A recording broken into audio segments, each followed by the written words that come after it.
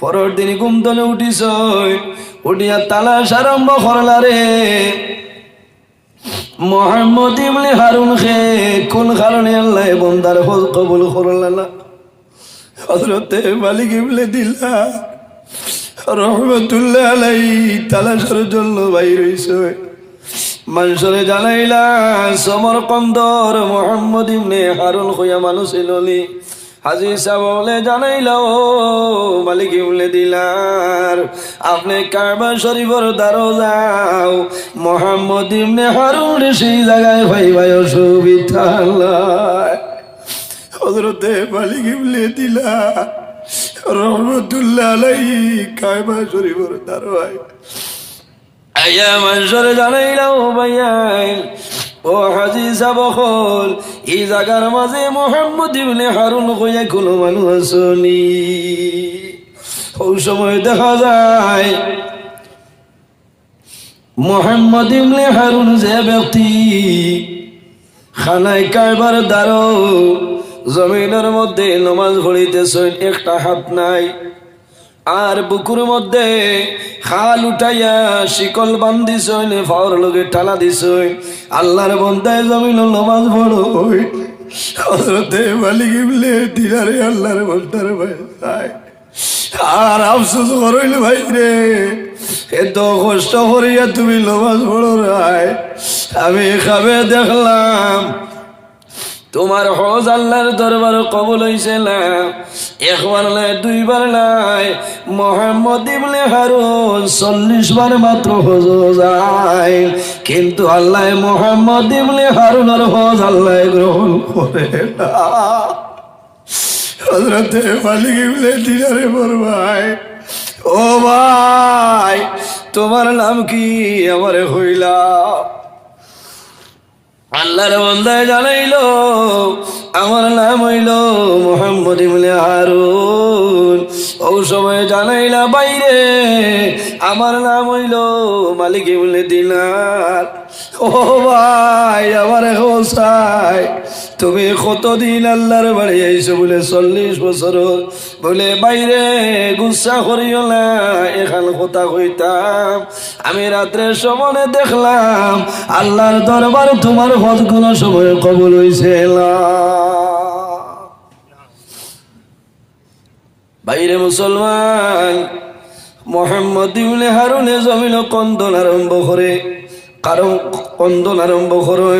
হযরতে মালিক ইবনে দিলদার ফরমাইল ও মালিক ইবনে দিলদার আপনি জমানার একজন শ্রেষ্ঠতম ওলি, তুমি সবন দেখছো মিথ্যা নাই, খালি শুধু তুমি নাই রে আরো মানুষে দেখিয়া হইছো, আল্লাহ আমার হজ কবুল করছিলা। হযরতে মালিক ইবনে দিলদার ফরমাইল ভাই তোমার একটা হাত খাটা হাত লই আল্লাহর বাড়ি আইলাই, তোমার কোন বেমার হইল, কোন বেমারের কারণে জমিন তোমার হাতটা খাটা হইলা? আল্লাহর বন্দায় জানাইলো মালিক ইবনে দিলদার আমি ও ব্যক্তি আসলাম, প্রথম জমানার মধ্যে আমি জমিনের মধ্যে মদ্যপান করতাম, আমি ডেইলি দিন মদ খাইতাম, বাড়িতে আইতাম আমি ঝগড়া বিবাদ করতাম, আমার মা আমারে জমিল বুঝাইতাম, আমার বিবিয়ে গালি আইতাম, আমার মারে মারতাম, বিবিরে জমিনও মারতাম। আরেক দিনের ঘটনা হইল শাওয়াল মাসের শেষ তারিখ, মানুষে প্রথম রমজানের সেহরি মানুষে খাইতাম, আমি জমিন বাজার তলে মধ্যমান করিয়া বাড়িতে গেলাম। বাড়িতে যাওয়ার বাদে আমার মা আমারে কইলা বাবা রে দুনিয়ার মানুষের রোজা ধরার জন্য সেহরি খাওয়ার ব্যবস্থা করতেছ। ও বাবা হারুন তুমি জমিন মদ খাইলাই, আমি মায় বুঝাইয়ার আর জীবনে কোনোদিন তুমি খাইও না। ও মালিক ইবনে দিলদার আমার মার লগে আমি তর্ক বিতর্ক করলাম, আমার মায় আমারে পাচাড়িয়া ধরই, আমি আমার মারে জমিন সামাইল মারলাম, আমার মদর একশন রইল। শেষ সময় দেখলাম আমার মায় সেরে খাওয়ার জন্য চুলার মধ্যে মায় আগুন দিয়া রান্ধিতেছে। আমি বুধবাইছি না মাথা লইয়া মদ্যপান করার কারণে আমার মারে দরিয়া আমি আগুনি চুলার মধ্যে আমি জ্বালাই থাকি। ও মালিক বলে দিলাম, আমি যখন আমার মারে আগুনের মাঝে জ্বালাইলাম, আমার বিবিয়ে লগে লগে আমার এক কামরার মধ্যে আনিয়া আমার হাত বান্ধিয়া দরজা টালা মারিয়া আমার বিবি আমারে জমিন আবদ্ধ করে রইছ। সকালে যে সময় আমার ঘুম ভাঙ্গিল, আমি ঘুম তলে উঠিলাম, মদর নেশা আমার হরছে। ওই সময় দরজা খুলিতাম চাইলাম, দরজা খোলা সম্ভব হইলাম। আমার বিবিরে ডাকলাম, বিবি আমার নিকটে আইস। খাওয়ার বাদে হইলাম বিবিরে, আমার মা কেন আমার বলে, ও স্বামী তুমি কালকে রাত্রে মনে পাল করিয়া করবাইলা, তোমার মারে জমিন জ্বালাইছো। ও মালিক ইবনে দিনার, আমি লগে লগে পাক করে গেলাম। যাওয়ার বাদে দেখি আমি চুলার মধ্যে আমার মারে জ্বালাইয়া বসি বানাই লইছি। লগে লগে আমি তলবার বার করলাম, কোরআন বার করলাম, আর কইলাম আমি যে হাত দি ধরি আমার মারে আমি জমিনও জ্বালাইলাম, এই হাত আমি জমিন আর রাখা আমার জন্য সম্ভব নাই।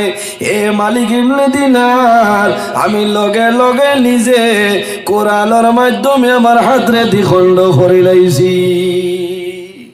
খামাইবনি এর কারণে বাইরে জোয়ান জমিন মা বাবার খেদমত, মা বাবার সেবা জমিন করিয়া যাও। অনেক করবা জমিন আছো, অনেক করবা জমিন নাই, অন্ধকার খবর।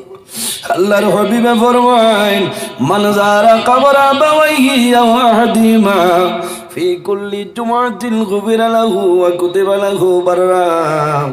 রাসূলুল্লাহ ফরমাইন, আমার উম্মত যখন তোমার মা বাবা মারা যাইবা, তোমার মা বাবা যজন তোমার জন্য মারা যাইবা, মারা যাওয়ার পরে তোমার মা বাবার জন্য জিয়ারত করিও।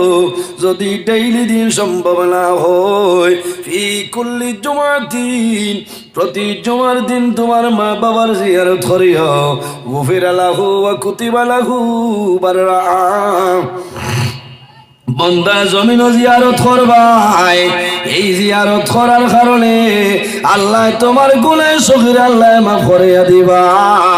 ওয়া কুতিবা লাহু বাররা, শুধু খালি গুনাহ মাফ নাই রে, আল্লাহ তোমার নামায় আমল আল্লাহ অসংখ্য লেখি দিয়া মালামাল করবা। সুবহানাল্লাহ। আল্লাহুম্মা সাল্লি, বই যাও না আইয়া ইনো জায়গা আছে আবো।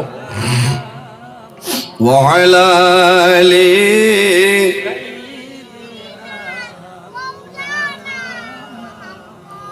আল্লাহুম্মা সাল্লি মাওলানা মুহাম্মদ ওয়ালা আলি মাওলানা মুহাম্মদ। আল্লাহুম্মা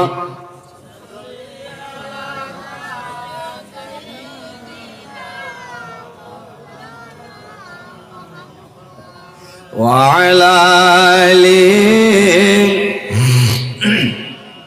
মাওলানা আল্লাহুম্মা সাল্লি আলা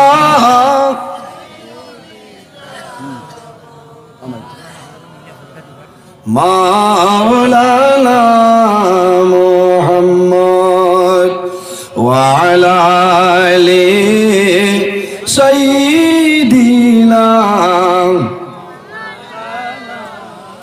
এক বরাবর নেগিলাই টেকি যদি হাসরে,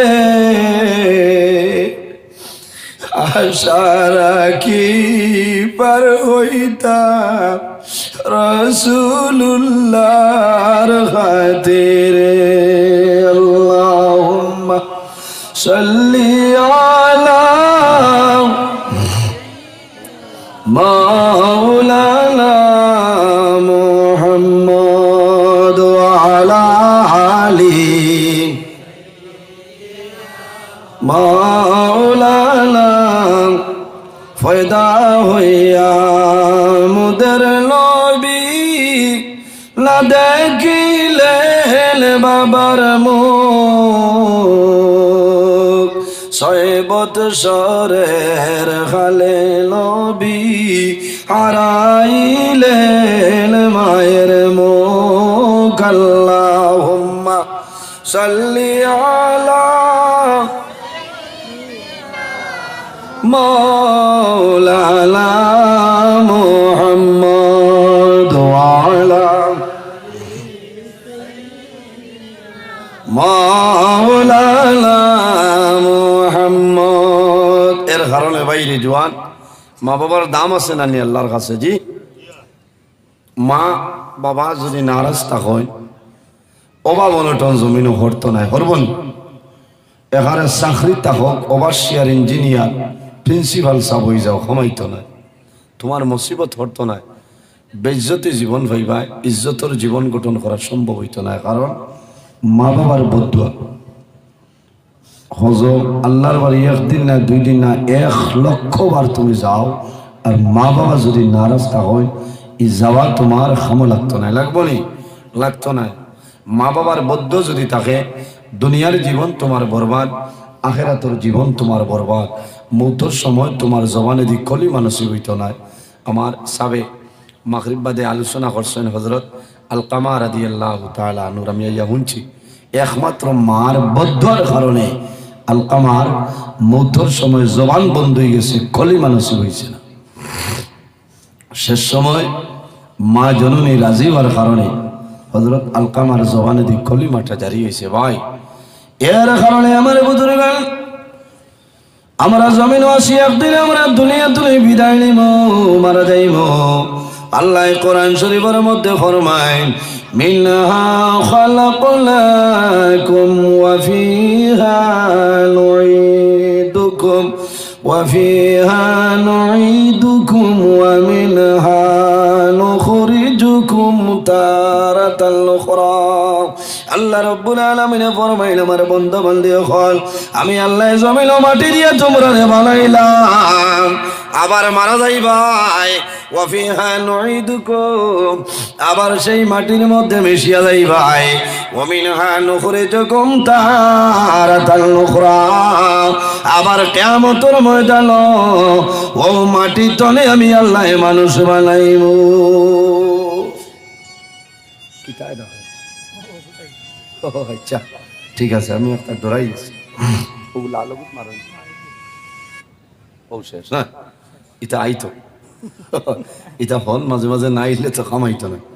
আমার বুজুর্গন বুড়া লাগেন আল্লাহর হাবিবর কাছে নিবেদন হল ইয়া রাসূলুল্লাহ কোন আমল সালাতনে বালা? এক হইল কালা সলাতু লিওয়াক্তিহা, বন্দা যখন জমিন নমাজের সময় আইব তখন ঠিক টাইমে নমাজ পড়াইল। আল্লাহর দরবারও পছন্দনীয় আমলের মাঝে একটা আমল হল সুবহানাল্লাহ। এর জন্য আমার বুজুর্গান জমিন নমাজ পড়িও। রাসূলুল্লাহ ফরমায় as-salatu মিফতাহুল জান্নাহ, নমাজ হইল জান্নাতের চাবি। কার চাবি? নমাজ হইল জান্নাতের চাবি। as-salatu মিফতাহুল জান্নাহ, নমাজ হইল জান্নাতের চাবি। আর নমাজের চাবি হইল পবিত্রতা।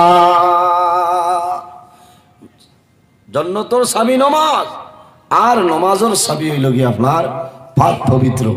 এর কারণে আমরা জমিন পাক পবিত্র ইয়া জমিন রইতাম পবিত্র, জমিন শরীর পবিত্র বানাইতাম। নমাজ যখন পড়িম কাপড় পবিত্র হইতে লাগবো, শরীর পাক পবিত্র হইতে লাগবো। যে জায়গায় নমাজ পড়িতাম জায়গাটা পাক পবিত্র জায়গা সে নমাজ পড়িতাম। এর আগে অজু করা লাগবো। কিতা করা লাগবো? অজু করা লাগবো। এর জন্য আমার বুজুর্গান জমিন নামাজ পড়িও, তাহাজ্জুদের নামাজ জমিন পড়িলাম। বান্দা তাহাজ্জুদের নামাজ পড়িবাই, আল্লাহর দরবারে দোয়া করবাই, আল্লাহ কোন সময় তোমার দুয়ারে ঘুরাই দিতা না। অভাবের মধ্যে পড়ছো, মুসিবত পড়ছো, জমিন বেমার পড়ছো, সবর করিও। আল্লাহ কোরআন শরীফের মধ্যে ফরমায়, ইয়া আইয়ুহাল্লাযীনা আমানুস্তাঈনু বিস-সাবরি ওয়াস-সালাহ। আল্লাহ রাব্বুল আলামিন ফরমাইলেন, আমার ঈমানদার বিশ্বাসী বান্দা মানলিও হল